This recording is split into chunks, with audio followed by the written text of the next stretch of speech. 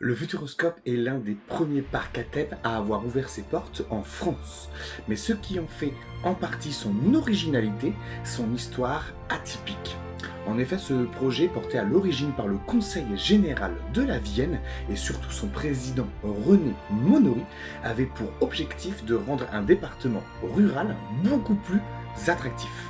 En mars 2000, le groupe Amaury devient l'exploitant du parc et après 2 ans de gestion hasardeuse, l'entreprise privée jette l'éponge. Le Futuroscope revient dans le giron de l'institution départementale, mais son image est malheureusement ternie. Depuis 2011, le parc est géré par la Compagnie des Alpes, filiale de la Caisse des dépôts et consignations, qui investit massivement dans le développement du complexe de loisirs. En 2019, il est le 3e parc à thème le plus visité de France. Il se classe également dans le top 20 des parcs les plus fréquentés d'Europe. Mais alors, quelle est la recette du succès du Futuroscope?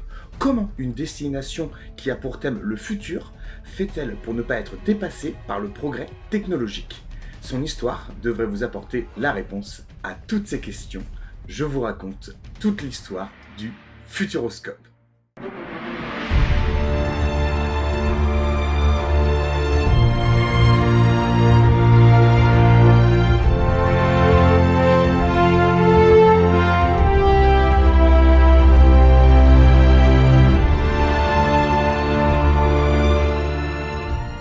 La loi de décentralisation du 2 mars 1982, qui donne la possibilité aux exécutifs locaux de disposer de leur budget en totale liberté, est le point de départ de l'histoire du Futuroscope.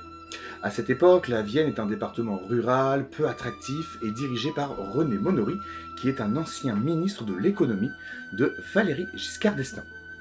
L'homme politique qui souhaite dynamiser son territoire, et pour cela, il propose un projet, créer un observatoire du futur.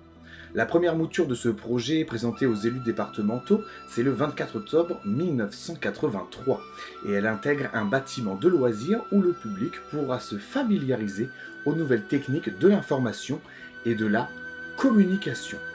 Et 3 mois plus tard seulement, le 21 janvier 1984, les pouvoirs publics annoncent que cet observatoire du futur, rebaptisé Futuroscope, sera construit sur un terrain à cheval sur les communes de Jaune-Éclan et Chasseneuil du Poitou. Les travaux préparatoires vont bon train et il y a même un concours d'architectes qui est lancé pour imaginer l'apparence que prendra le pavillon du Futuroscope. Les promoteurs du projet veulent un bâtiment à l'architecture audacieuse. 2 cabinets sont choisis, Laming Saligna et Tulou est associé. Le premier en a en charge la réalisation des plans du pavillon et le second doit superviser sa construction. Le 11 décembre 1984, la première pierre du pavillon du Futuroscope est alors posée. Alors que le premier bâtiment commence à sortir de terre, les membres de la commission Futuroscope entament une série de voyages à travers le monde pour trouver des expériences à proposer aux futurs visiteurs. L'équipe se rend tout d'abord à l'exposition internationale de Tsukuba au Japon, où ils découvrent le projet IMAX à Epcot, un des parcs de Walt Disney World en Floride, pour y étudier le concept de parc de loisirs à vocation éducative. C'est vraiment les 2 gros parcs qui ont été visités. Au fil des années, le volet parc de loisirs du projet prend alors beaucoup d'ampleur. Le 4 février 1985, le Conseil général annonce la création de nouvelles installations. Elles prendront place autour du pavillon du Futuroscope qui est actuellement en construction. On retrouve un cinéma IMAX, un pavillon de la communication, un pavillon du temps, un pavillon de l'agriculture, un pavillon de la santé, une zone, les arcades de l'avenir, le théâtre alphanumérique, le monde des enfants, une aire de pavillons technologiques, des pavillons étrangers et des pavillons régionaux. Le contenu de ces différentes installations n'est pas communiqué et un hôtel est également prévu au sein de ce complexe. En novembre 1985, la construction d'un second bâtiment démarre. Il s'agit du pavillon du cinéma renommé Kinemax par la suite. L'ouverture du parc de loisirs, baptisé bien sûr Futuroscope, est prévue pour le printemps 1987. Le budget pour la construction des 6 premiers pavillons, du théâtre alphanumérique, d'un flume, des accès au parc et du parking est estimé alors à 200 millions de francs, soit environ 59 millions d'euros en décembre 1985. Cette enveloppe est portée à 274 millions de francs, environ 78 millions d'euros, lors de son vote par les élus du département le 20 juin 1986. La fin de la construction de cette première tranche est prévue pour les années 1990. Le parc scientifique et de loisirs s'inspire grandement du complexe Epcot. Chaque pavillon doit être parrainé par une grande entreprise et plusieurs sont contactés comme Bull, EDF, Elf Aquitaine, Philips ou encore Thomson. Le 21 juin 1986, René Monory présente sur FR3, Poitou-Charentes, la maquette du Futuroscope. Le plan du parc, dont la forme représente une oreille à l'écoute des pulsations de l'univers, est composé du pavillon du Futuroscope, du pavillon du cinéma, d'un lac et de son théâtre alphanumérique, du monde merveilleux des enfants, de 4 pavillons technologiques, santé, agriculture, temps, communication, etc., et des galaxies du futur. Le 13 juillet 1986, la Tour de France fait étape pour la première fois au Futuroscope, l'occasion pour les téléspectateurs du monde entier de découvrir le parc en construction. Et un mois plus tard, le 28 août 1986, René Monory, devenu alors ministre de l'Éducation nationale, présente au grand public et aux médias le chantier du Futuroscope en présence d'Alain Madelin, le ministre de l'Industrie, François Léotard, ministre de la Culture, et Philippe de Villiers, secrétaire d'État à la Culture. À partir de cet été 1986, les visiteurs peuvent parcourir gratuitement le site jusqu'à son ouverture officielle.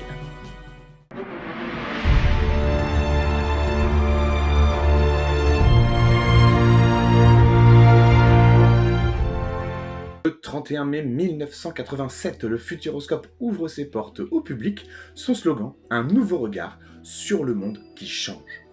Le logo de la destination est une version stylisée du pavillon du Futuroscope. Cette première saison est pensée comme un pré-lancement. En effet, le complexe ferme dès la fin du mois d'août et les visiteurs peuvent alors y découvrir le Kinémax, qui est une salle IMAX de 440 sièges qui abrite un écran plat d'une surface de 600 mètres carrés. Le pavillon du Futuroscope, qui présentait l'attraction sur Christophe Colomb et la découverte des infinis. En gros, c'est un parcours scénique suivant le célèbre navigateur, accompagné de son fidèle toucan, accueille les visiteurs à bord de son bateau, la Santa Maria. Il y a également une zone ludique, le pavillon Tetra Pak, où les visiteurs pouvaient découvrir le processus de fabrication des briques de lait. Voilà. Et sur le plan de la restauration, on retrouve un restaurant au pied du Kinémax, le Cristal. Le 26 juin 1987, le parc est officiellement inauguré en présence de Jacques Chirac, alors Premier ministre à ce moment-là. 15 jours plus tard, le 10 juillet 1987, la 10e étape du Tour de France arrive au Futuroscope et grâce à cet événement, le parc parfait sa notoriété à l'échelle internationale. Suite à la défection des grandes entreprises qui devaient sponsoriser les futurs pavillons du parc, le projet doit être totalement repensé.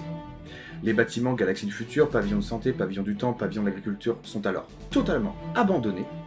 Le parc décide alors de se concentrer sur le développement d'expériences basées sur des procédés cinématographiques innovants.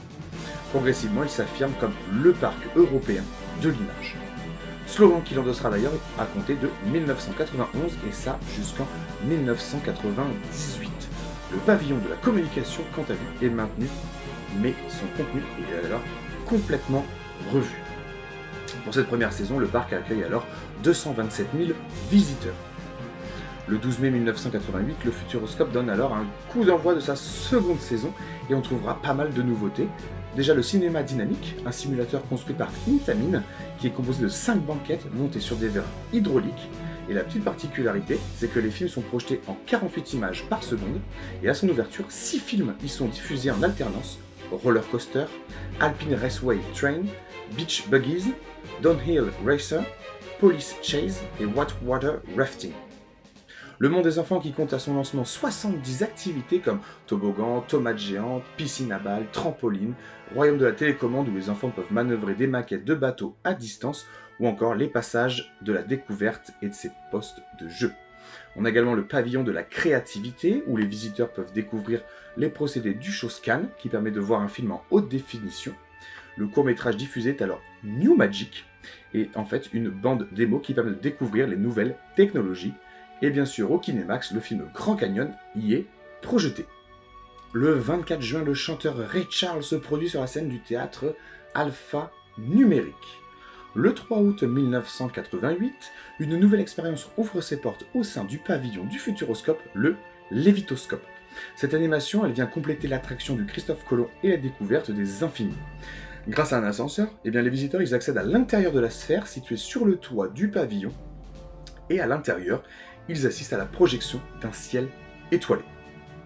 En décembre 1988 est inauguré alors le Palais des Congrès. Ce dernier se situe pour l'heure en bordure extérieure du parc. Et bien sûr, pour sa deuxième saison, le parc accueille alors 550 000 visiteurs, plus du double de l'année précédente. Et pour maintenir cette croissance, le Futuroscope poursuit une stratégie de développement de son offre d'attractions. Ainsi, durant les saisons 1989, plusieurs pavillons sont alors inaugurés. Le pavillon de la communication, qui présente un spectacle multi-écran Les Démons Apprivoisés. Ce film est diffusé en 60 images par seconde sur 9 écrans de tailles différentes. On a également le cinéma en relief, appelé aussi pavillon de la Terre et de l'eau, où est diffusé le film en 3 dimensions, Rêve sous-marin. On a également le cinéma 360, une salle où les visiteurs peuvent assister à la projection d'un film tout autour d'eux, grâce à 9 écrans formant un cercle de 21 mètres de diamètre. Ce dispositif à 360 degrés permet de déplacer les spectateurs au cœur de l'action. Et pour cette première année, le film projeté est Super Chips 9. D'autres attractions sont alors mises à jour comme le Kinemax qui diffuse pour cette saison 89 le film J'écris dans l'espace, ou encore le pavillon de la créativité qui propose le film Let's Go. Au cours de cette saison, l'hôtel du Futuroscope ouvre alors ses portes. Le 7 juillet 1989, la 6e étape du Tour de France à nouveau arrive au Futuroscope et à la fin de cette saison, c'est pas moins de 750 000 personnes qui ont visité le parc, soit 3 fois plus qu'en 1987. Le parc a alors également accueilli au début de cette saison le millionième visiteur depuis son ouverture. En 1990, le pavillon de l'Omnimax est inauguré et le film IMAX Le Rêve est vivant y est alors projeté sur un écran semi-sphérique de 900 m² grâce à un objectif fish eye. Le design extérieur n'est pas comme finalisé lors de son ouverture, il faudra attendre la saison suivante pour que la boule de 27 mètres de diamètre soit projetée avec un cube de verre. Le Futuroscope fait alors la création également d'un bâtiment à l'architecture atypique à sa marque de fabrique. Les visiteurs peuvent maintenant découvrir sous un nouveau jour grâce à la Gyrotour. Cette tour d'observation construite par Intamin emmène les visiteurs, soit au total 90 personnes, à 45 mètres de haut pour leur offrir un point de vue unique sur la destination. Le 29 juin 1990, le Futuroscope accueille le dernier numéro de l'émission d'Antenne 2, Champs-Élysées, présenté par Michel Drucker. Le parc se lance dans la production de son premier film en 360. Ce dernier a pour thème le Tour de France. Le tournage est réalisé à l'occasion du départ de la course le 1er juillet 90 et le film est quant à lui diffusé dès la saison 90 au niveau du cinéma 360. La programmation de plusieurs cinémas est modifiée, Extrême Limite au Kinemax, Voyage en Australie au Pavillon de la Créativité et Imagination au cinéma en relief. Sur le plan architectural, l'habillage définitif du pavillon de la communication qui représente une immense goutte d'eau est installé et son spectacle Les Démons Apprivoisés est remplacé alors par la grande aventure de la communication. Un nouveau point de restauration est également ouvert, le restaurant de l'Europe, et il change de nom en 1998 et devient Studio Grill, et enfin Miam en 2023.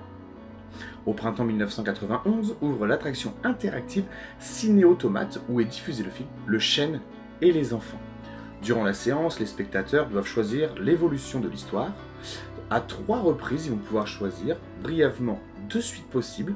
Grâce à des boutons intégrés aux accoudoirs de leur siège, les visiteurs doivent voter pour la suite qu'ils préfèrent. Il existe au total 6 variants du film. Le film Les Castors est projeté au Kinemax, Kiwi Magic au Pavillon de la Créativité et Planète Bleue à l'Omnimax et bien sûr Le Rêve sous-marin au cinéma en relief. En 1991, le Futuroscope dépasse pour la première fois la barre symbolique du million de visiteurs. Ils sont plus exactement 1 270 000 à s'être rendus dans le parc européen de l'image. L'année suivante, l'attraction Tapis Magique est inaugurée. Elle présente un dispositif technique inédit. Les visiteurs sont placés au cœur de l'action grâce à 2 écrans géants IMAX placés devant et en dessous d'eux. Cette double projection donne l'impression aux spectateurs de flotter dans l'image. Jusqu'en 2003, c'est le film des fleurs dans le ciel qui y est diffusé. Paysages d'Europe ouvre également ses portes et dans cette attraction de type Town Boat Ride, les visiteurs déambulent en barque entre grandes fresques représentant différents paysages d'Europe au son musique locale. Au cinéma en relief est projeté Thomas et les Lions, un film coproduction par le Futuroscope, Antarctica au Kinemax, Andalousie, Tradition et Changement au cinéma 360 et Extrême Limite à l'Omnimax. Le 5 juillet, le parc participe à l'émission de TF1 Interville. Le Futuroscope affronte une équipe au parc lorrain, Walibi Schtroumpf. La programmation du cinéma dynamique évolue également elle aussi. 2 films sont joués en alternance, Olympique Bobsleigh et Ninja Révolution. À la fin de la saison 92, le parc se maintient au-dessus du million de visiteurs avec 1 300 000 entrées. L'année suivante, la destination se dote d'un nouveau pavillon, le Solido. Le bâtiment abrite un écran hémisphérique de 27 mètres de diamètre, en effet de relief et restitué au sein du cinéma grâce à des lunettes de cristaux liquides synchronisées au film par infrarouge.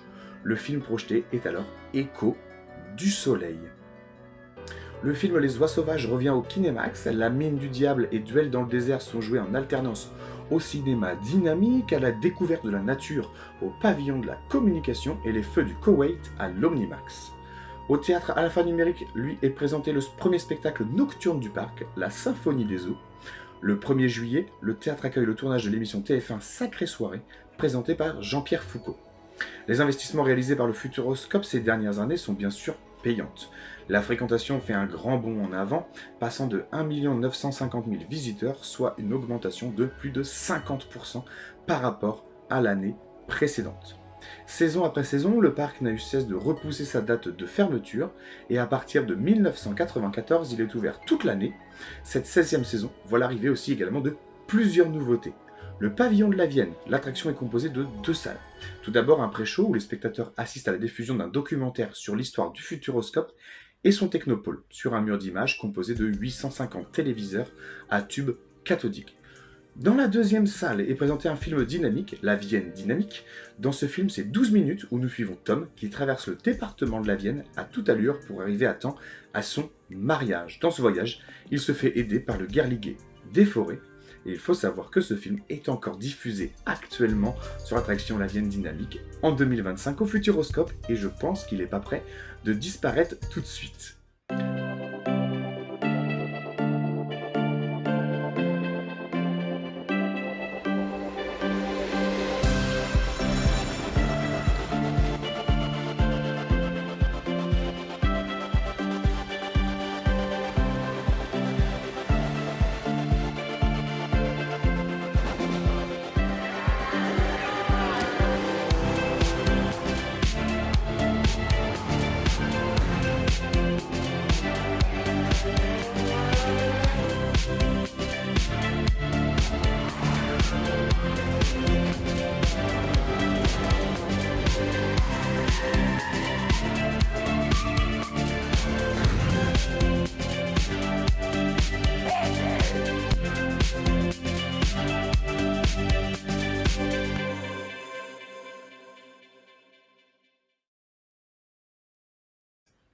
On a aussi Ciné Dynamique 2. Cette salle reprend le même dispositif que l'attraction principale, qui a été lancée en 88 et qui a été bien sûr rebaptisé Cinéma Dynamique 1. Le film La Mine du Diable y est diffusé. On a également l'Aquascope, une salle présentant un film jeu interactif, avant soit un grand complexe aquatique, voyage au fil de l'eau, installé dans un écran de télévision relié aux consoles CD. 164 binômes de spectateurs doivent répondre à plusieurs questions sur le thème de l'eau. Ces derniers sont posés par Albert et Lucien, 2 présentateurs projetés sur un écran large écran en front de salle. Les duos qui répondaient juste à toutes les questions gagnaient à la fin de la séance des entrées gratuites pour le parc. Le film La Planète Vivante qui arrive également au Kinemax, Olympique Bobsleigh et Duel dans le désert au cinéma Dynamique 1, le film New Magic revient au pavillon de la créativité et Les Découvreurs est projeté à l'Omnimax. Le 9 juillet 1994, la 7e étape du Tour de France arrive une nouvelle fois au Futuroscope. En 1995, le cinéma fête alors ses 100 ans et le parc européen de l'image se devait de marquer le coup. C'est à cette occasion qu'est lancé le pavillon Image Studio qui rend hommage au 7e art. Cette fois-ci, le Futuroscope propose un parcours scénique suspendu de type omnimovore. Durant cette expérience, sorte de visite guidée dans les coulisses du cinéma, des projections permettaient de découvrir les différentes étapes de la création d'un film. La programmation de plusieurs attractions est également modifiée cette année. Au Kinemax est projeté alors Afrique, le Serengeti, la Mine du Diable et Olympique Bobsleigh au cinéma Dynamique 1. Un tour de France en 360 degrés est de nouveau joué au cinéma en 360 degrés. Le cinéma en relief propose aux visiteurs le film 3D glacé, tandis qu'à l'Omnimax est joué le film La nature et ses secrets. Le 12 juillet 1995, le Futuroscope accueille l'émission Interville à nouveau et le tournage en direct se déroule sur le lac aux images. Poitiers affronte alors Cognac. Cette saison se termine sur un nouveau record et le parc a accueilli 2 700 000 visiteurs.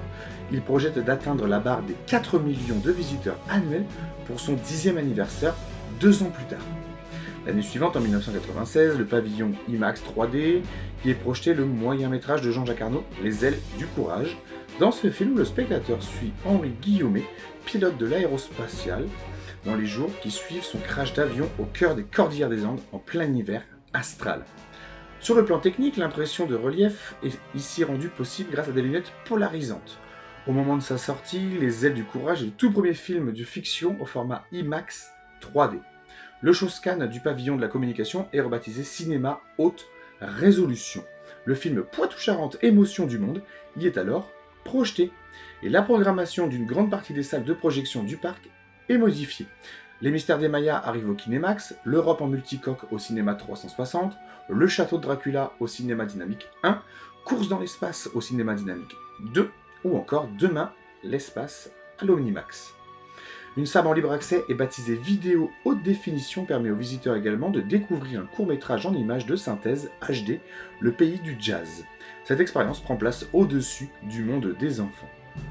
Fin 1996, le parc atteint cette année la barre des 2 900 000 visiteurs, chiffre jamais égalé depuis. Il est passé en quelques années de 2 à plus de 15 pavillons, et pendant les prochaines années, le parc va s'attacher à fidéliser les visiteurs et rentabiliser ses nombreux investissements. En effet, plus aucun bâtiment ne sortira de terre jusqu'en les années 2000. Cette stratégie sera-t-elle payante ?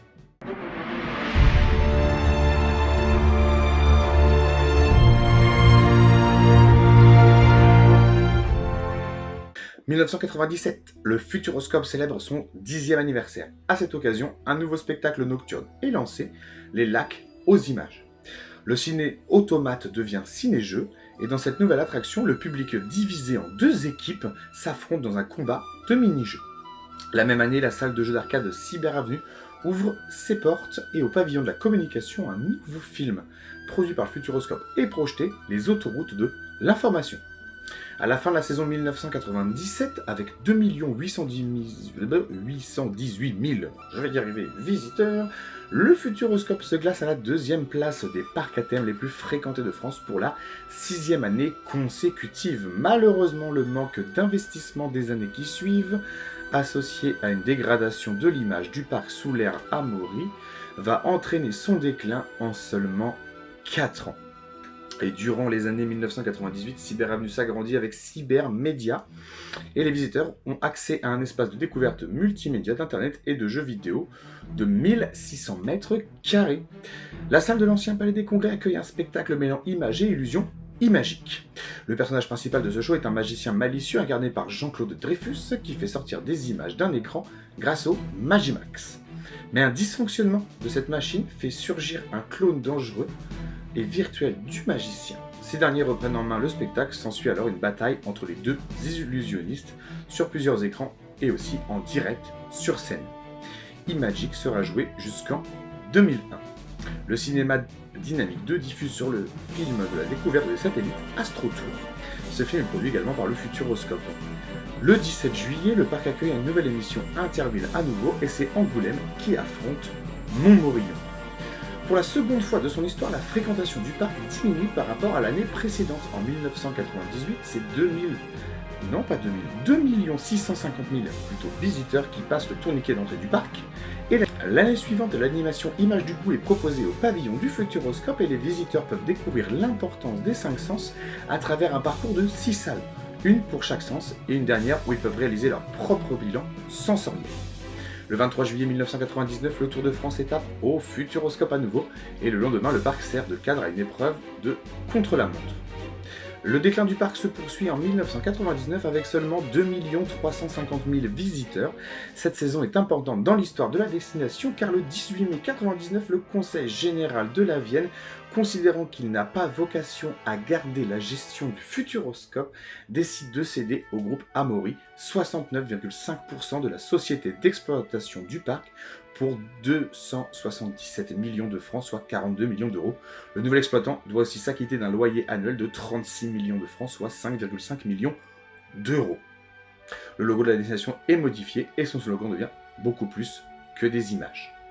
À partir de mars 2000, le Futuroscope est géré par le groupe Amaury, comme on le disait, et dès le 1er avril, un nouveau simulateur en IMAX 3D est alors inauguré, le défi d'Atlantis.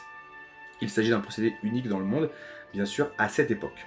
Le film est simultanément projeté en IMAX sur un écran hémisphérique de 900 m² et est restitué en 3D grâce à des lunettes à cristaux liquides synchronisées au film par infrarouge. Les visiteurs sont quant à eux installés sur des plateformes dynamiques. Le 13 juin de la même année, la gare SNCF du Futuroscope ouvre ses portes et elle permet aux visiteurs d'accéder directement au cœur du parc via une passerelle qui enjambe la route nationale 10. Le 1er juillet, le parc accueille le département de la 97 édition du Tour de France. Le pavillon de la créativité ferme ses portes, lui, malheureusement cette année, et une partie du bâtiment est transformée en boîte de nuit à destination du personnel, le Moonlight. Et au cours de cette saison 2000, le parc reçoit 2 260 000 visiteurs. Pour le lancement de la seconde saison en tant qu'exploitant, le groupe Amaury se lance dans une stratégie dont l'objectif est de dépoussiérer un petit peu l'image du Futuroscope. Une nouvelle campagne de communication est alors lancée sur tout le territoire et à cette occasion, le parc change de nom et devient Planète Futuroscope. Son slogan est à compter cette année « Sortez de votre planète ».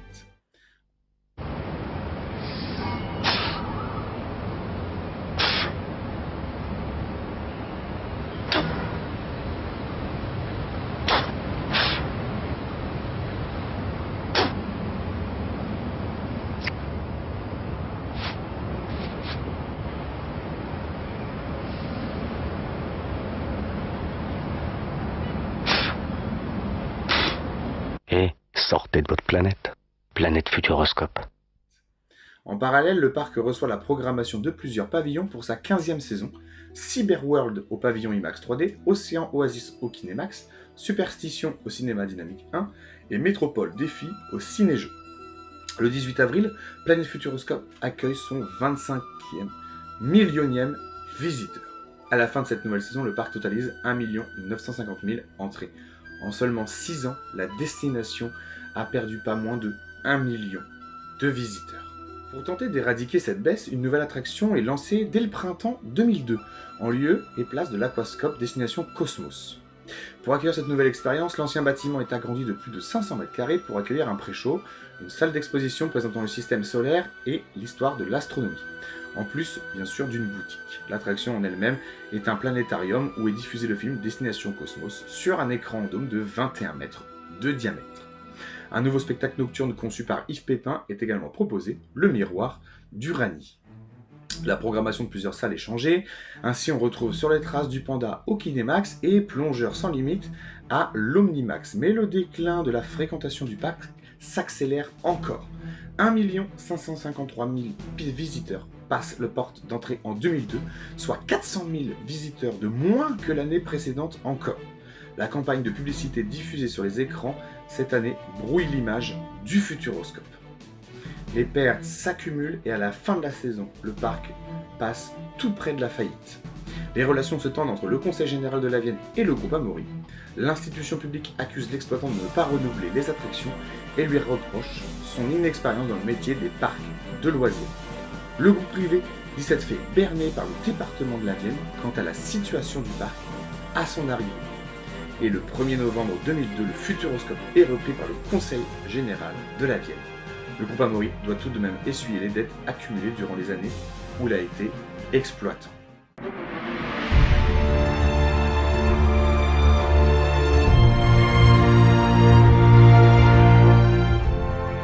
Pour marquer marquer le retour du parc dans le giron du département, le parc reprend bien sûr son nom de base, Futuroscope.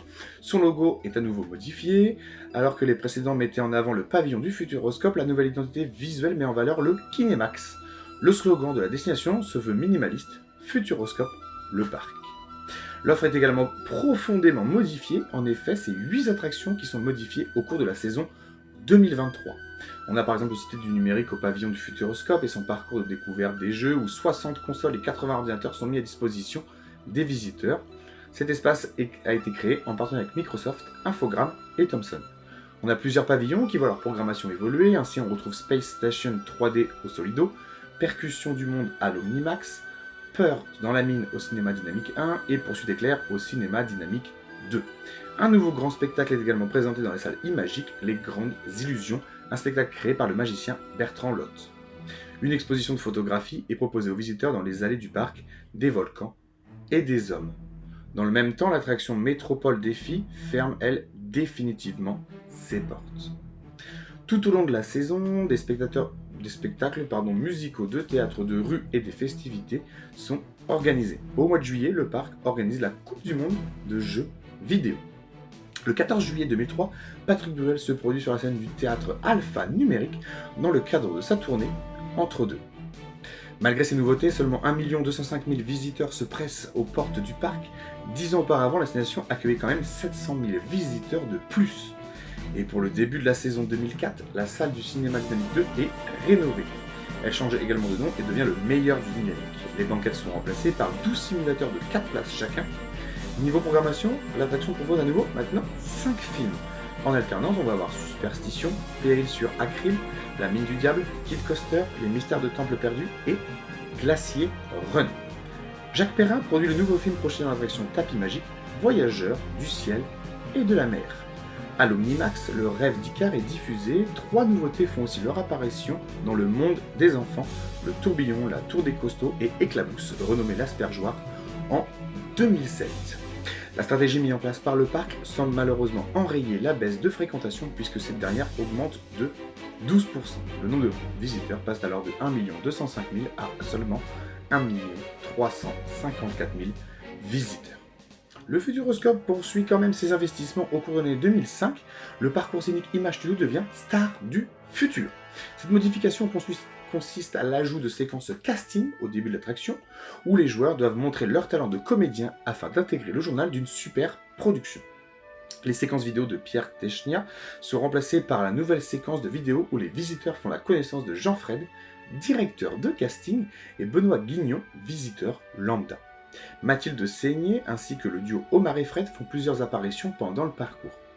Lors de la scène finale, les visiteurs découvrent une fausse bande-annonce de film dans laquelle ils sont intégrés à la scénette, qui sont joués lors du casting. À la sortie de l'attraction est installée une boutique où il est possible d'acheter des photos prises durant le parcours. Le film La légende de l'étalon noir est diffusé au Kinemax, Péril sur Acryl au Cinéma Dynamique 1, et bien sûr la cité numérique s'enrichit d'un jeu grandeur nature, Kegopolis Warrior. Une nouvelle expérience fait son apparition au pavillon communication, les yeux grands fermés, plongés dans l'obscurité totale des visiteurs ou l'illusion de traverser différents lieux grâce à leur sens en compagnie d'un guide d'aveugles. Une participation est demandée à l'entrée du parcours pour financer des actions en faveur des personnes déficientes visuelles. Pendant les vacances de Noël, une piste de ski est alors aménagée. La fréquentation du Futuroscope croît de nouveau, passant de 1 435 000 visiteurs à l'issue de la saison 2005. La destination, malheureusement d'ailleurs, reprend sa place de deuxième parc de loisirs le plus visité de France et le 5e en Europe. Le 27 avril, le parc accueille son 30 millionième visite. Mais malheureusement, il faudra attendre 2006 pour qu'une toute nouvelle attraction voie le jour. Le 5 avril est inauguré Danse avec les robots, au sein d'un nouveau parc.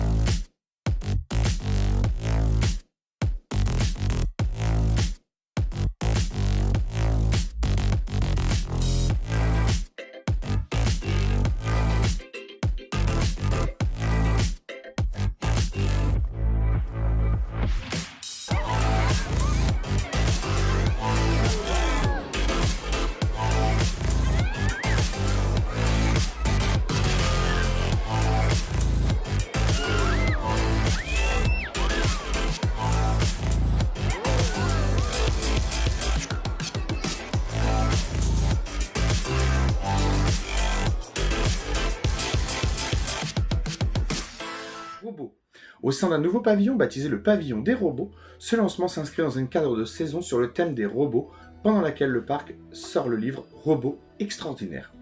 Une chronologie prospective s'étalant de 1950 à 2050 qui présente des robots, des recherches scientifiques de grands inventeurs qui ont marqué leur époque ou le feront dans les décennies à venir.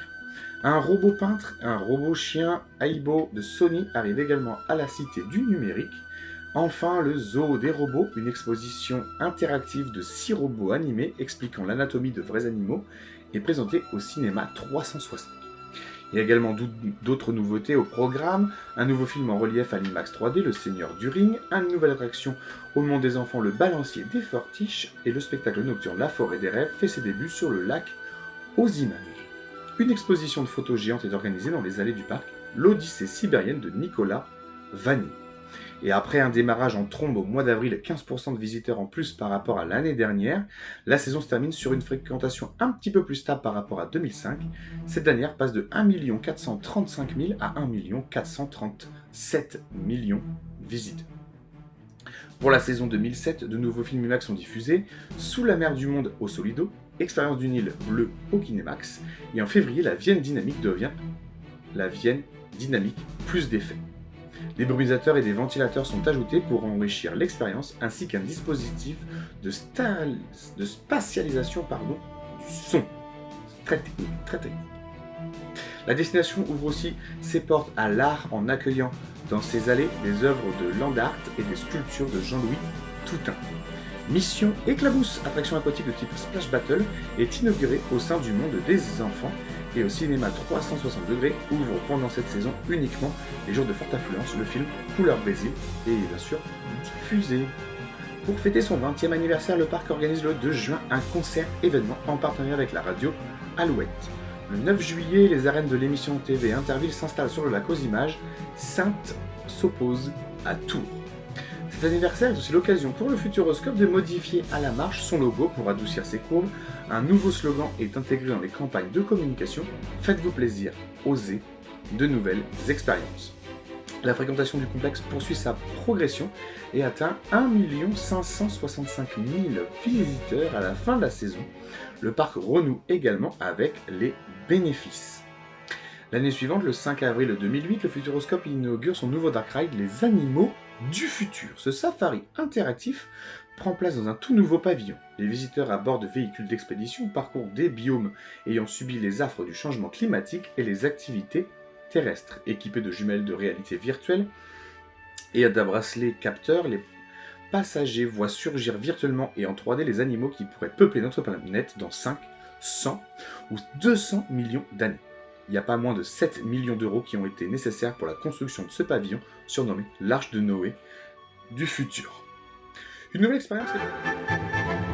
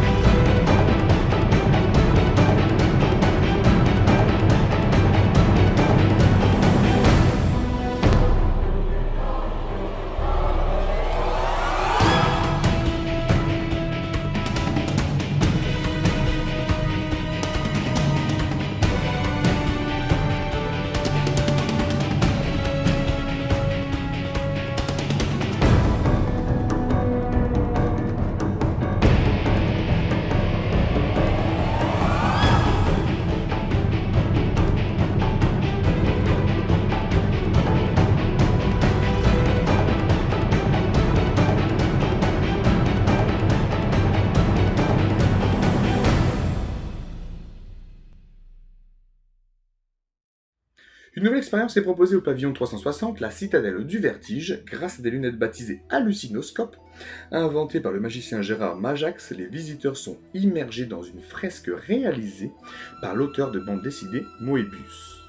À l'Omnimax est projeté le film Dinosaure, Laponie Express au cinéma Dynamique 1 et Glacier Run au meilleur du Dynamique. Et c'est 1 610 000 visiteurs qui se sont rendus au Futuroscope au cours de cette saison. À partir du 7 février 2009 et ce jusqu'à sa fermeture définitive en 2012, le pavillon du cinéma Dynamique 1 propose le film Echo Dingo, réalisé en exclusivité pour le parc par le studio Cube Creative. Un nouveau restaurant également ouvre ses portes, Comptoir du Monde, ce dernier remplace Planet Burger. Durant cette saison, un nouveau spectacle nocturne est également lancé, le mystère de la note bleue. Le planétarium du parc projette Choc Cosmique en remplaçant de Destination Cosmos. Les astromouches débarquent au pavillon Imagique 3D. En avril, le monde des enfants présente encore 3 nouveautés, le Turbo Splash, les As du Ciel et la Pyramide. Bien qu'ils agissent de l'expérience préférée des enfants, les animaux du futur sont loin de faire l'unanimité chez les adultes. Une nouvelle version de l'attraction est alors proposée dès le 4 avril. De nouveaux animaux, comme les dragons de Salan, le cochonnet des monts, les araignées argentées ou encore les scarabées crache-feu font leurs apparitions pendant ce safari. Des médias ont été ajoutés pour aider les visiteurs à bien prendre en main le matériel mis à leur disposition pour utiliser la technologie de réalité augmentée. Et malgré ces modifications, bon nombre de visiteurs restent déçus par la définition des images interactives en 3D générées par le système de réalité augmentée embarqué. Le 11 avril 2009, René Monory, fondateur du parc, s'éteint malheureusement. Il avait fait vœu de faire pousser le futur dans un champ. Le challenge a bien sûr été relevé. Le 9 mai, sur les coups de 15 h, la nacelle de la Gyrotour se bloque à 40 mètres du sol suite à une panne électrique. Les 87 passagers sont alors évacués en rappel par les sapeurs-pompiers de la ville. Le Futuroscope accueille une nouvelle fois encore le jeu Interville en direct sur France 3 le 23 juin et c'est Paris qui affronte alors Marseille. Le 10 juillet, le parc accueille son 35 millionième visiteur. Le 19 décembre 2009, le Futuroscope inaugure Arthur, l'aventure 4D. Cette attraction, inspirée du film d'animation Arthur et les Minimoys de Luc Besson, remplace le défi d'Atlantis. En dehors du changement du film, des effets sensoriels sont ajoutés, 4D, et une file d'attente thématisée est créée. 2 ascenseurs sont également ajoutés pour accéder aux navettes, et le scénario est le suivant. À bord du coccinelle, les visiteurs parcourent à toute vitesse le pays des Minimoys pour accompagner Arthur au pied de la longue vue, seul passage entre ce monde et celui des humains. S'ils ne l'atteignent pas à temps, ce passage se referme pour 10 lunes, bloquant Arthur à l'état de Minimoy pour autant de temps.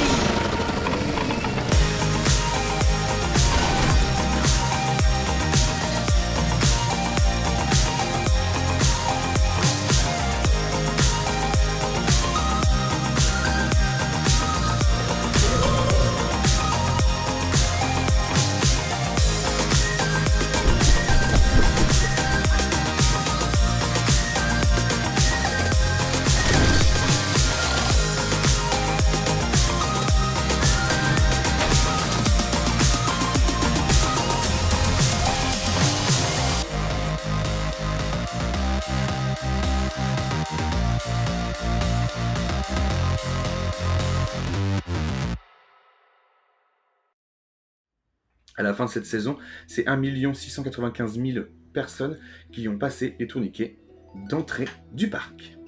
Pour la saison suivante, plusieurs aménagements et nouveautés sont mis en place au sein du parc. On a déjà projection de blues sur la Louisiana au Kinemax et de Moi Van Gogh à l'Omnimax.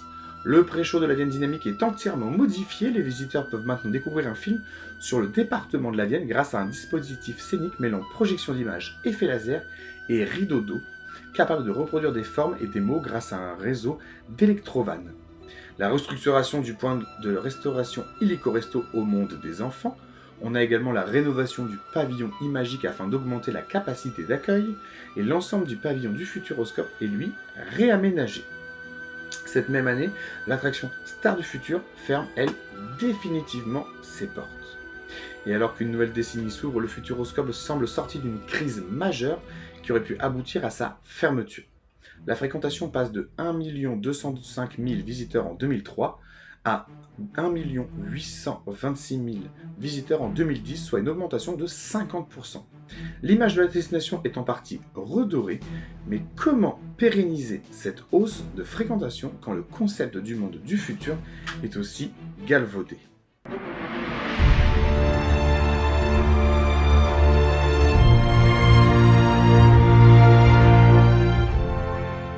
Maintenant que le Futuroscope est de nouveau en bonne santé financière, il suscite l'intérêt de la Compagnie des Alpes, filiale de la Caisse des dépôts et consignations qui souhaite développer son pôle loisirs.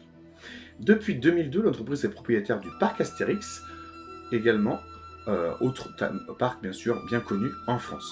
Ainsi, le 14 janvier 2011, le Conseil général de la Vienne vend 45% de ses parts au parc Futuroscope à la Compagnie des Alpes pour 30 millions d'euros. Pour le lancement de la saison 2011, un nouveau film IMAX est projeté à Solido, Monstres des mers 3D, ainsi qu'un nouveau film au meilleur du dynamique, Coup de foudre à Pizza Hill. Une nouvelle animation, Ma maison pour agir, est installée également au cœur du parc. Cette exposition didactique, imaginée par le journaliste scientifique Michel Chevalet, a pour objectif de faire prendre conscience au public qu'il est possible d'investir dans une construction éco-responsable pour un prix modéré. Au mois d'avril, une attraction de type shooting ouvre au pavillon 360, le 8e continent. Dans cette expérience interactive, les participants doivent tirer grâce à un pistolet laser sur des animaux déchets qui se déplacent sur un écran. Leur objectif, c'est de réaliser le meilleur score possible, et pendant toute la durée du film, les joueurs sont installés sur des sièges dynamiques aux allures de mini-scooters des mers. Le scénario, il est basé de cette attraction sur un phénomène réel, la catastrophe écologique qui a pour nom la 8e continent, qui désigne bien sûr la dérive d'une plaque de déchets dans le Pacifique Nord. La navigatrice Maude Fontenoy est bien sûr marraine de cette attraction. Début juillet, une nouvelle attraction 4D autour du personnage du Petit Prince est lancée au pavillon de l'imaginaire, la nouvelle appellation du pavillon de la communication. Une salle avec 270 places aménagées, mais sa particularité c'est que les visiteurs ne sont pas assis dans des fauteuils, mais adossés à une structure au niveau du dos. Le sol est rangé, monté sur des reins, peuvent produire des effets de tremblement, de montée et de descente. Des effets de froid, de vent, d'odeur, d'eau ou encore de bulles complètent bien sûr l'expérience. En novembre 2011, Arthur l'aventure 4D reçoit l'Award for Outstanding Achievement, le prix de la meilleure attraction du monde, de la part de Theme Entertainment Association, l'association internationale des professionnels du domaine des parcs de loisirs. Après plusieurs années de croissance continue, la fréquentation connaît un léger repli avec 1 741 000 visiteurs pour cette saison 2011. Le 22 juillet, le Futuroscope accueille son 40 millionième visiteur. Quelques semaines avant la fermeture hivernale, le 17 décembre 2011, le parc donne un coup d'envoi de son 25e anniversaire et à cette occasion, l'attraction Le Petit Prince est officiellement inaugurée, ainsi que le nouveau spectacle Imagique, créé par l'illusionniste Bertrand Lotz et mis en scène par Arthur Junio. Les visiteurs peuvent aussi rencontrer le peuple du futur, une famille de personnages humains venant de l'an 2112. Et bien sûr, pour son 25e anniversaire, le parc va proposer un programme plus léger malheureusement que son 20e, avec les nouveautés suivantes. Le mois de février, la salle des simulateurs La Vienne Dynamique est dotée d'un écran latéraux pour que les visiteurs se sentent au cœur de l'action. Le film est compté cette date projeté en numérique. En avril, le meilleur du dynamique devient le Festival du Dynamique. Une rangée de 3 simulateurs de 4 places est ajoutée pour augmenter de 25% la capacité de l'attraction. La file d'attente et la salle d'embarquement ont aussi été réaménagées sur le thème des véhicules volants de science-fiction, thème commun aux films qui y sont diffusés, Péril sur Acryl, Echo Dingo et Coup de foudre à Pizza Hill. Au Kinémax est organisé le festival IMAX. Les visiteurs peuvent redécouvrir les films sur les traces du panda et Everest. On a également le lancement des Jardins des Énergies, un nouveau parcours qui remplace celui des Jardins d'Europe. Ce parcours vise à sensibiliser les jeunes visiteurs aux économies d'énergie et à la nécessité de produire moins de CO2. Chacun des 7 jardins traversés est dédié à une énergie, géothermie, énergie solaire, etc.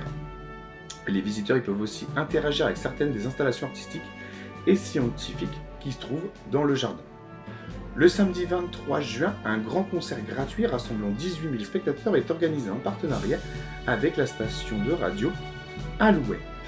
Et cette saison anniversaire est aussi marquée par la fermeture le 30 septembre des Animaux du Futur. L'attraction n'a pas su convaincre les visiteurs et courant du mois de décembre, c'est au tour du cinéma Dynamique 1 également de baisser définitivement le rideau.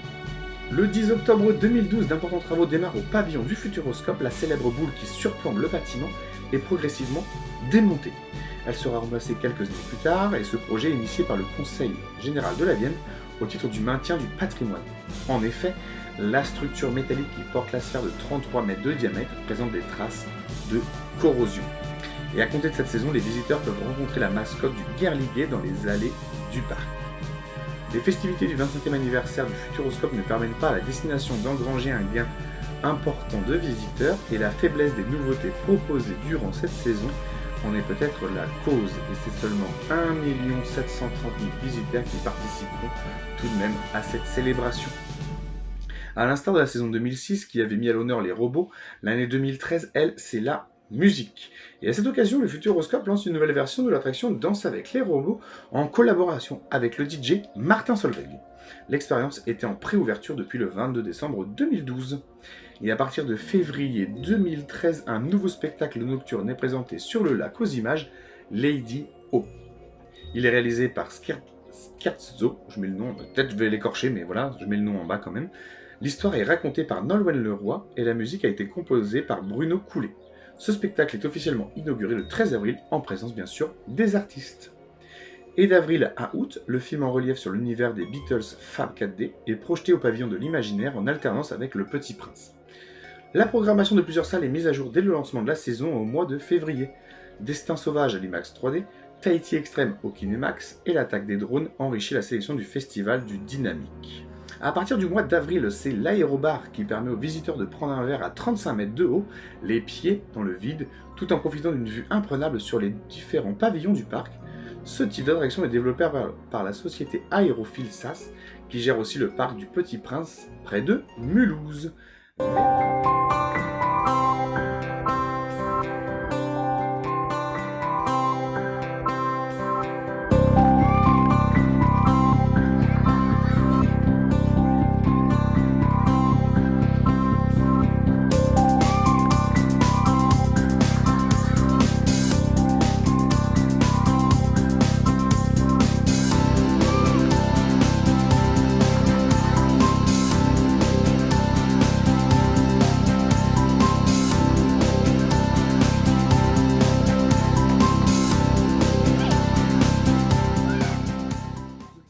Mais le Futuroscope est en mal de nouveautés capables d'attirer un public plus nombreux, et malgré le lancement réussi d'Arthur, l'aventure 4D en 2009, le Dark Ride Les Animaux du Futur a été un échec, et à la saison 2013, le verdict est sans appel, avec 1 464 000 visiteurs. Le parc a perdu plus de 250 000 visiteurs par rapport à la saison précédente. Face à la fréquentation décevante de ces dernières années, la destination s'engage dans un nouveau plan de développement qui vise à renouveler 5 pavillons entre 2014 et 2018 pour un investissement total de plus de 50 millions d'euros. Ce plan est un nouveau tournant dans l'histoire du parc car il vise essentiellement à reconvertir des salles de projection IMAX ainsi que des pavillons vacants en attractions inédites afin de réorienter l'offre vers davantage de sensations, de spectacles vivants et d'interactivité. Le Futuroscope souhaite se défaire de son étiquette de parc européen de l'image qui l'avait depuis les années 1990. La première réalisation de ce plan d'investissement est un Dark Ride mettant en scène les lapins crétins, la machine à voyager dans le temps, attraction créée en partenariat avec Ubisoft. Elle ouvre ses portes juste avant la fin de la saison 2013 et elle prend place dans le pavillon où étaient présentés les animaux du futur.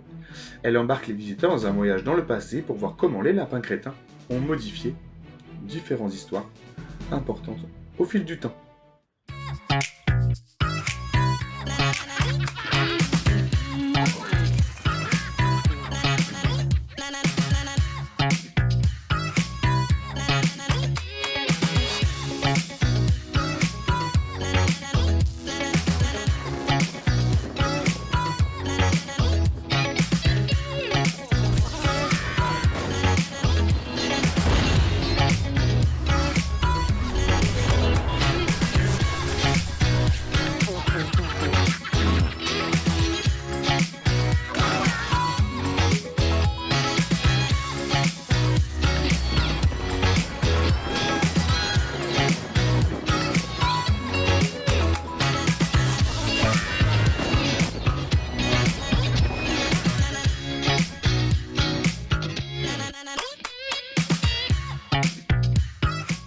février 2014, un nouveau film est proposé au pavillon de l'IMAX 3D, Mission Hubble.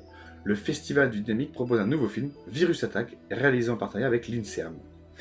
Une nouvelle version du spectacle nocturne Lady O est également proposée aux visiteurs. À Choc Cosmique, la salle de pré-show est repensée en partenariat avec la CNES, le Centre National d'Études Spatiales.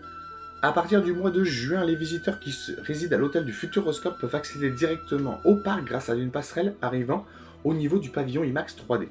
Courant du mois de juillet, une nouvelle attraction ouvre au sein des mondes des enfants, les apprentis pompiers.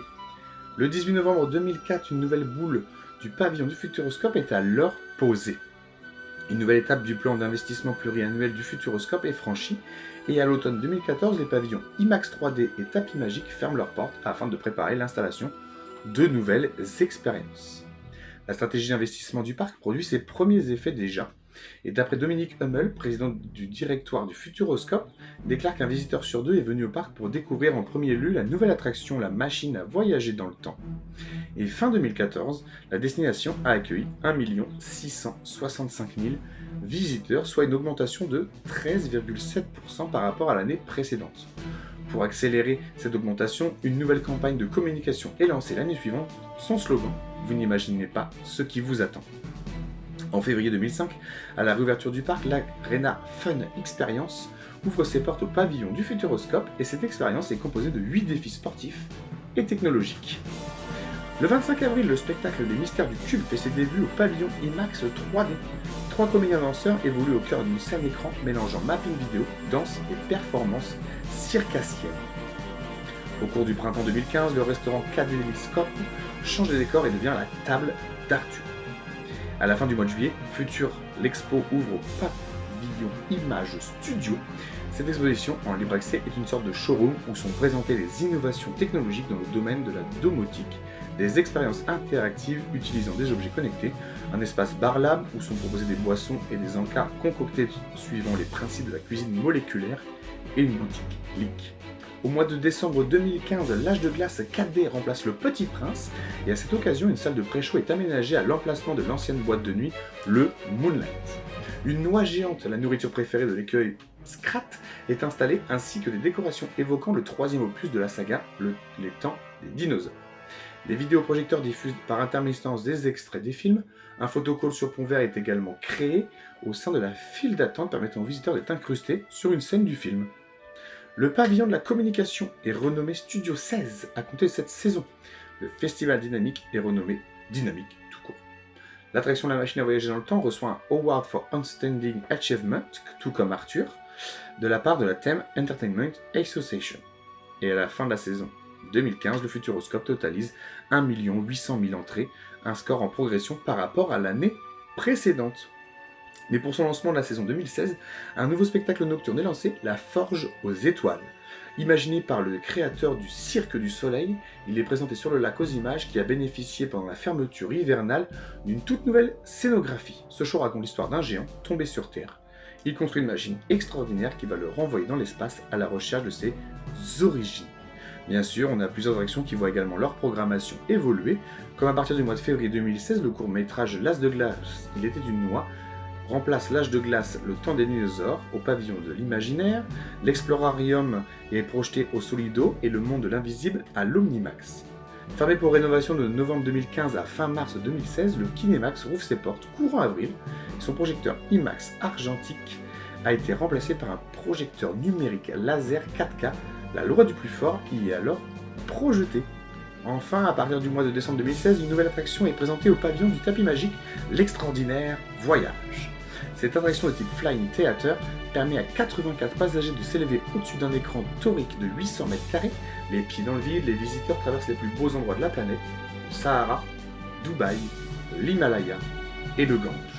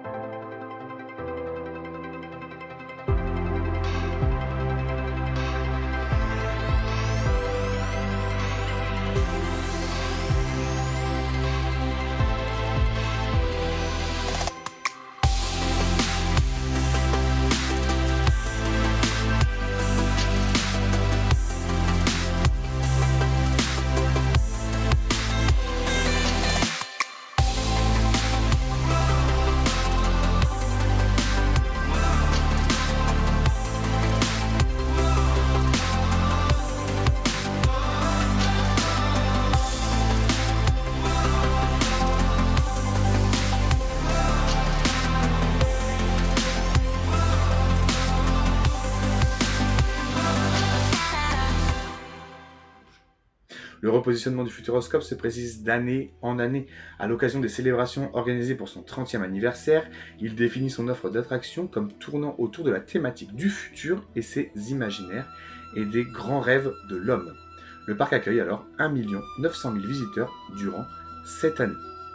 Au mois de mai et de juin 2017, plusieurs événements sont programmés dans le cadre des 30 ans. Un Color Run qui rassemble 1 million d'anciens salariés, une soirée hommage à René Monory, un concours gastronomique avec Joël Robuchon, un chœur de 1000 choristes et un concert en partenariat avec Énergie.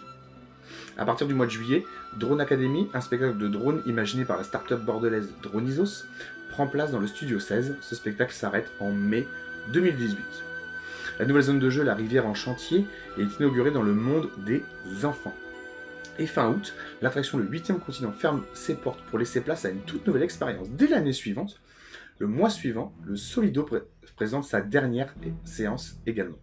Dès le mois de novembre, le pavillon est détruit pour mettre la construction du premier roller coaster du parc, dont l'ouverture est prévue pour 2020.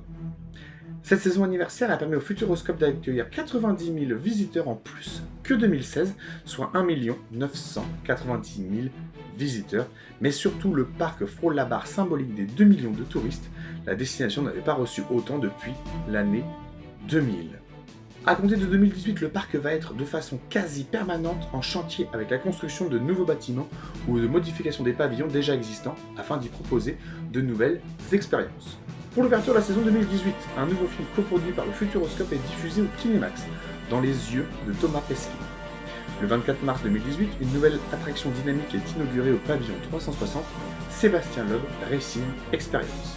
Placé sur l'un des 108 simulateurs dynamiques équipés de sièges baquets, les visiteurs incarnent les copilotes de Sébastien Loeb.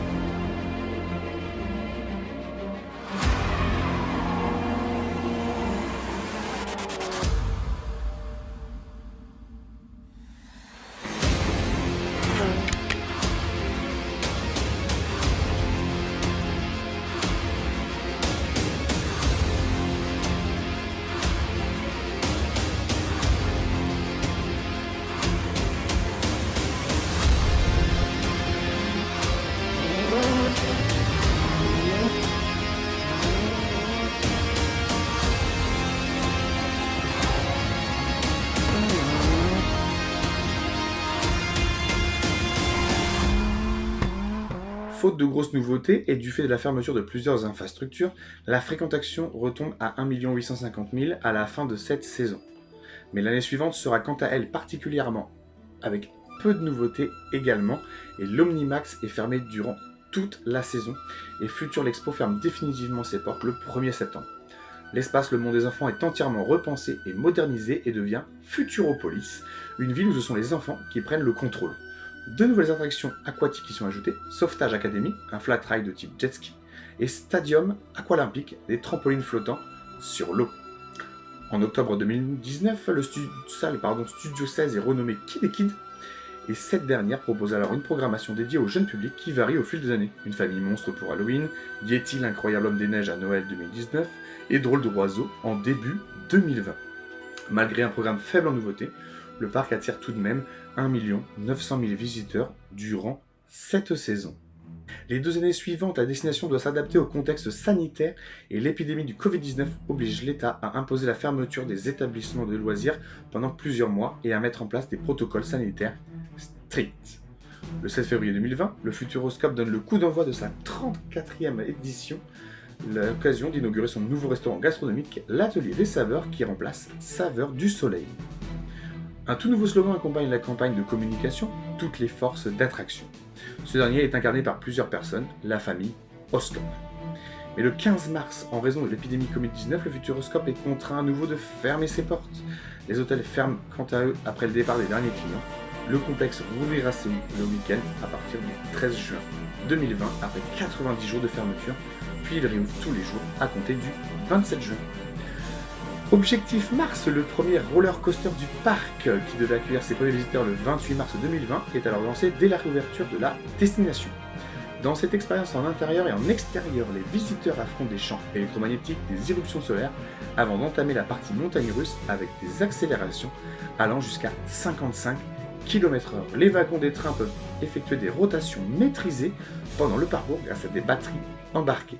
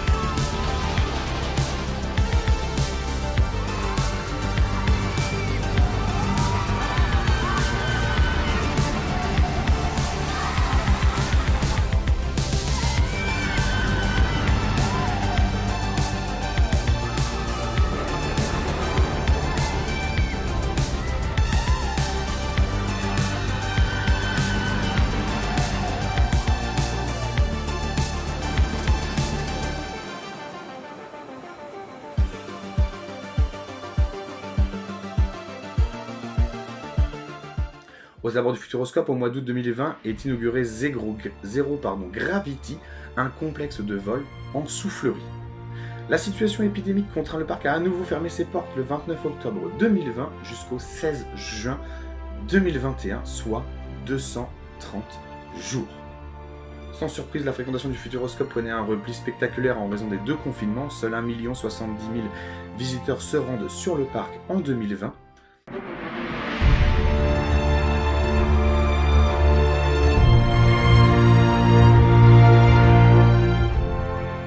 Le 3 juillet 2020, juste après le premier confinement, le Conseil général de la Vienne et la Compagnie des Alpes présentent le plan de développement le plus important de l'histoire du parc, Vision 2025. Environ 300 millions d'euros vont être investis sur plus de 10 ans. L'objectif, poursuivre le développement du parc actuel avec la construction de 3 attractions majeures, dont Chasseur de Tornades à l'été 2022 et Mission Bermude pour 2024, et le renouvellement du contenu de plusieurs pavillons. Également créer un véritable resort aux portes du parc sur l'emplacement des parkings.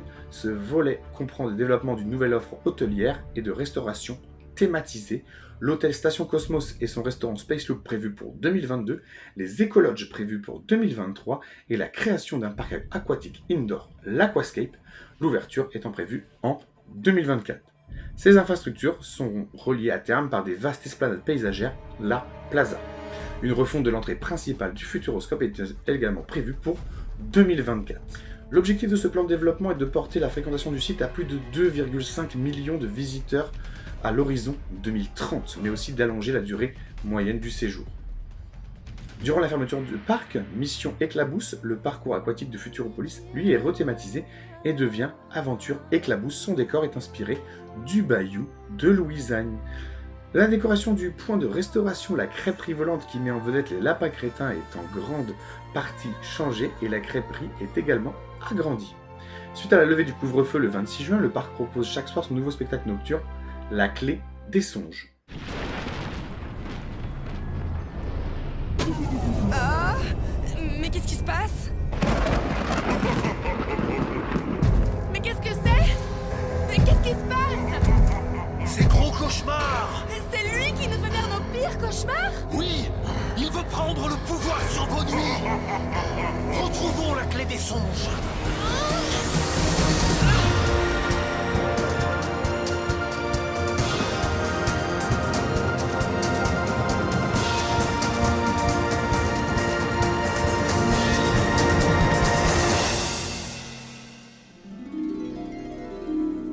En raison d'une fermeture imposée de presque 6 mois, le parc n'accueille que 1 100 000 visiteurs au cours de l'année 2021. Le 7 avril 2022, l'Arena Futuroscope est inaugurée aux abords de la destination. Cette salle de spectacle et de sport peut accueillir jusqu'à 6 144 spectateurs en instantané. Mais c'est ce qui va surtout retenir l'attention des touristes, c'est le lancement des 2 premières installations majeures prévues pour le plan d'investissement Vision 2025. L'hôtel thématique Station Cosmos, le 29 avril, le parc propulse les visiteurs en 2190 sur Kepler 442b, où une base d'exploration spatiale a été construite par l'Agence mondiale de l'exploration spatiale.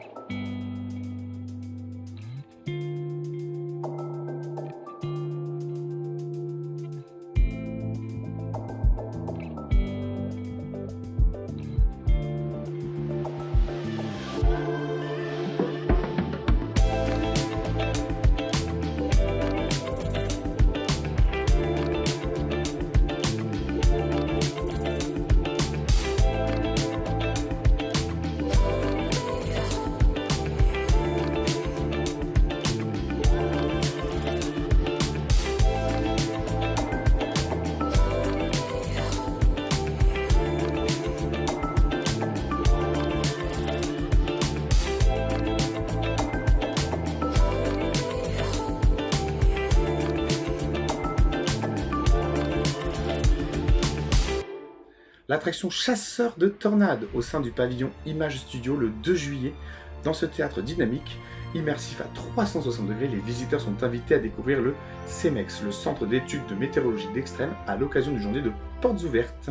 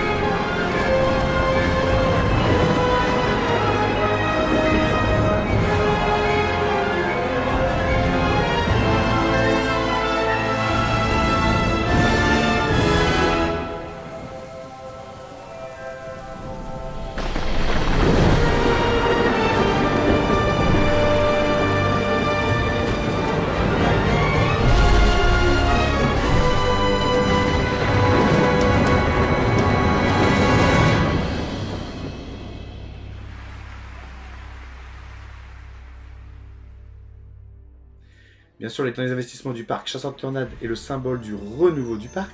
L'attraction remporte plusieurs prix majeurs en Europe et dans le monde, mettant le Futuroscope sous les feux du projecteur. Award of Outstanding Achievement, Best Product Innovation, Best Dark Ride of Media Based Experience, Best New Ride ou encore Thrills Award. Un maximum de prix est remporté par Chasseur de tornades.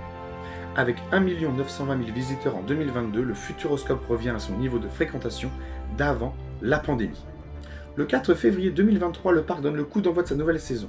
Dès sa réouverture, les visiteurs peuvent découvrir Étincelle, la malédiction de l'opale noire, au pavillon imaginaire, en remplacement de l'âge de glace. On y voit dedans un petit peu le pré-show, les visiteurs qui peuvent découvrir une fresque mettant à l'honneur les super-héroïnes françaises Frantax, l'Homme d'Acier, François l'Abattable ou encore Loisel, dont les BD s'arrachaient dans les années 40 avant d'assister à la projection d'un film qui leur présente les personnages principaux de cette attraction, et bien sûr une salle de projection où est diffusé un film 4D.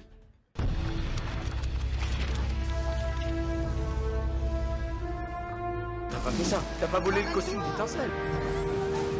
C'est la super-héroïne la plus stylée de France. Ça veut dire que t'as des pouvoirs, des vrais super-pouvoirs.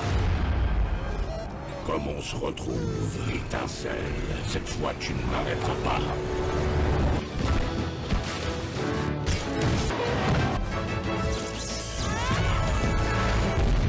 T'es une super-héroïne. Qu'est-ce que t'en sais? Le costume t'as choisi, c'est pas pour rien. Malheureusement, un incident a lieu le 7 avril à 10h16. Une batterie au lithium d'un des wagons de l'attraction Objectif Mars prend feu.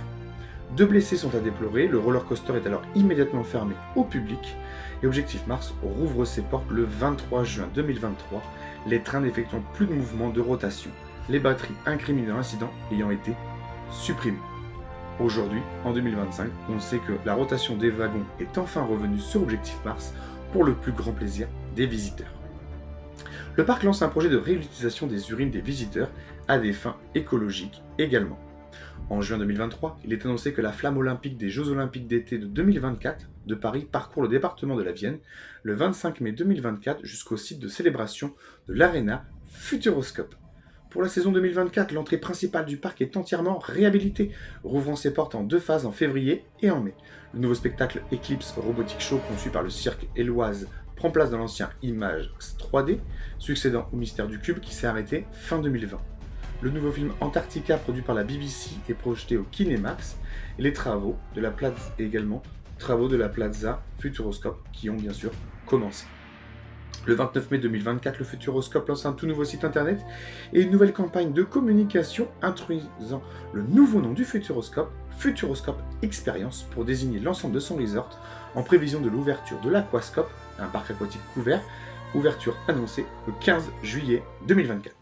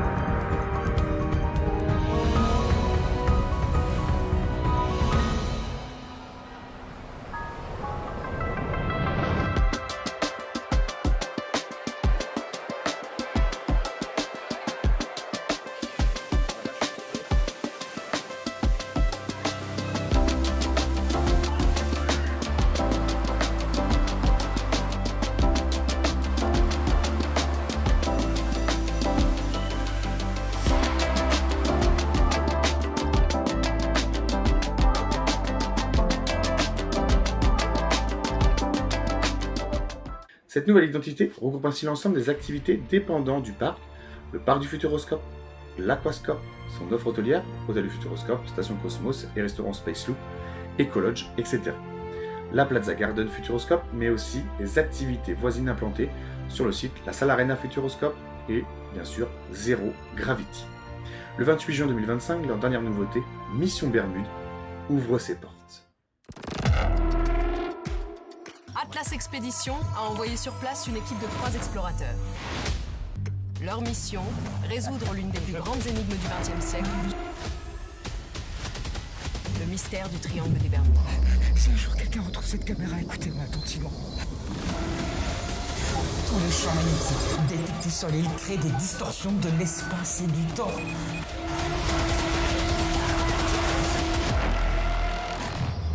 Foutez le compte cette île aussi vite que vous le pouvez. D'autres nouveautés vont bien sûr arriver au Futuroscope en continuant la vision 2025. On sait déjà qu'une nouvelle expérience va arriver à la place de Sébastien Loeb Racing, qui a fermé ses portes déjà il y a maintenant 2 ans, il me semble. Et bien sûr, la confirmation, qui est arrivée d'ailleurs cette année en 2025, un tout nouveau coaster qui va arriver d'ici 2027-2028, avec bien sûr un nouvel hôtel, encore plein de nouveautés. Le parc du Futuroscope vraiment va glow up énormément et c'est que positif. Qui aurait pu penser que cette destination de loisirs construite sur d'anciens champs de betteraves et éloignée des grandes métropoles aurait connu un tel succès? Pendant plusieurs saisons, le parc a frôlé les 3 millions de visiteurs annuels, alors que dans le même temps, d'autres complexes souffraient de l'arrivée de Disney en France, comme le parc Astérix ou encore Mirapolis, qui n'ont ni plus ni moins disparu.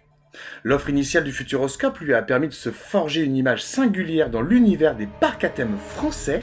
Le changement de virage effectué à l'aube des années 2010 lui a pris progressivement de se déringardiser. Les yeux sont maintenant tournés vers le chantier de Vision 2025, bien sûr. Les nouvelles installations permettront-elles à la destination de franchir à nouveau la barre des 2,5 millions de visiteurs annuels? Seul l'avenir nous le dira. Merci d'avoir suivi cette très longue histoire sur le Futuroscope, mais qui avait beaucoup d'informations, il s'est passé beaucoup de choses pour voir un petit peu pourquoi le Futuroscope est comme ça aujourd'hui. N'hésitez pas à me dire en commentaire, surtout si vous avez déjà fait ce parc, si vous l'avez fait déjà avant, et surtout si vous l'avez fait maintenant, pour voir un petit peu toute l'évolution. Moi je l'ai fait pendant très longtemps, j'habitais vraiment à moins d'1 heure du Futuroscope, donc j'ai pu voir vraiment tout le remaniement de ce parc, et c'est vraiment un très bon parc, je vous conseille fortement d'y aller. Et puis bien sûr, comme d'habitude, on se retrouve la prochaine fois pour une toute nouvelle histoire.